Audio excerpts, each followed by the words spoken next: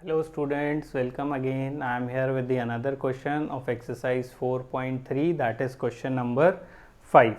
Okay, the question is, in a class test the sum of Shefali's marks in mathematics and English is 30. Had she got 2 marks more in mathematics and 3 marks less in English, the product of their marks would have been 210. Find her marks in two subject, दो subject के marks निकालने हैं और हमें condition दी है sum of marks in mathematics and English is 30.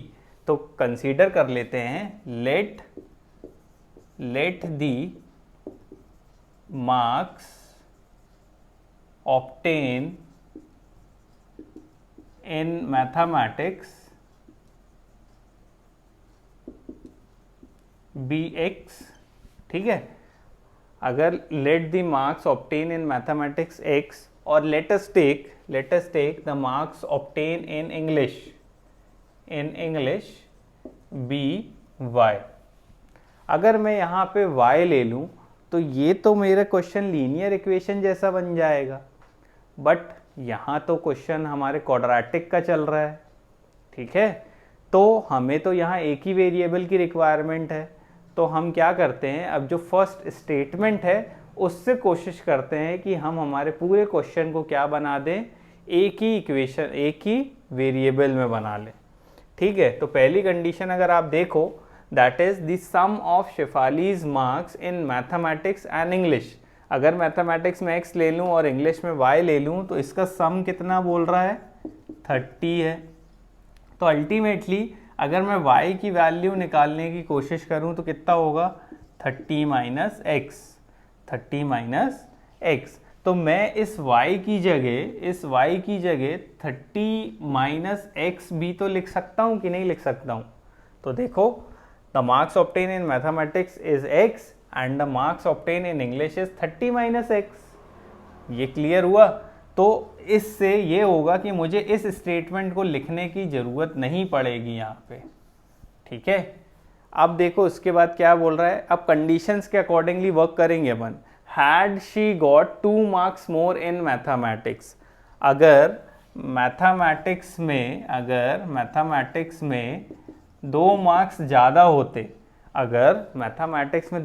ज़्यादा होते, तो कितने हो जाते, पहले तो x मिल रहे थे और 2 और मिल जाते अगर, तो x प्लस 2 हो जाता है यहाँ पे.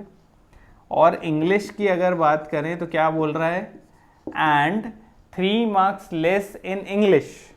अगर इंग्लिश में 3 मार्क्स लेस हो जाते, 30 माइनस एक्स तो था ही पहले से, उसमें से 3 मार्क्स और कम हो जाते. तो कम क्या मतलब क्या हो रहा है, यहाँ पे माइनस हो रहा है. ठीक है, तो इसको और सॉल्व कर दें तो कितना हो जाएगा, 30 में से 3 दैट इज 27 माइनस एक्स. तो क्या बोल रहा है, द प्रोडक्ट मतलब मल्टीप्लिकेशन ऑफ देयर मार्क्स. अब जो मार्क्स दोनों के हैं उनका प्रोडक्ट किसके इक्वल आएगा, 210 के. तो सिंपल है, इनका according to question x plus 2 और 27 माइनस एक्स का प्रोडक्ट कर दो तो इक्वल टू कितना आ जाएगा, 210. अब इसको सॉल्व करते हैं, क्वाड्रेटिक इक्वेशन बनाते हैं और रूट्स निकाल लेते हैं. तो देखो मल्टीप्लाई कर लेते हैं, x into 27 minus x plus 2 into 27 minus x equals to 210. Multiply 27x minus x square plus कितना होगा ये 54 माइनस 2x इक्वल्स टू 210. थोड़ा सा सॉल्व कर लेते हैं, सबको अरेंज कर लेते हैं. माइनस एक्स स्क्वेयर पहले लिख देता हूँ, 27 में से 2 गया, बचा कितना 25x प्लस 54 और ये 210 इधर ले आता हूँ तो माइनस 210 इक्वल्स टू 0 हो जाएगा. इसको सॉल्व कर लेते हैं, 210 में से 54 को माइनस, तो 6 20 तो 15 156 minus x square plus 25x minus 156 equals to 0. अब देखो ये माइनस एक्स है, तो यहाँ से माइनस कॉमन निकाल लेता हूँ, माइनस साइन, तो क्या बचेगा माइनस ऑफ एक्स स्क्वायर। तो अब यहाँ से भी माइनस निकला तो बचा 25x, यहाँ से माइनस निकला तो प्लस 156। तो अल्टीमेटली इक्वेशन क्या बन गई, इक्वेशन इज एक्स स्क्वायर, ये माइनस साइन यहाँ जाके डिवाइड होगा तो कितना हो जाएगा 0।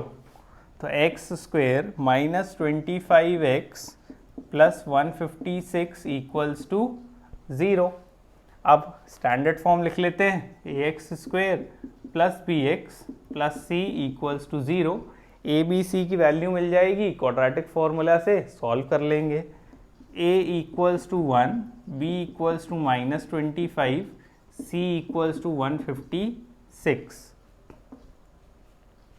तो x equals to minus B plus minus root over B square minus 4ac whole divided by 2a। x is equals to minus of minus 25 plus minus root over minus 25 the whole square 4 into 1 into 156 whole divided by 2 into 1। सॉल्व करते हैं।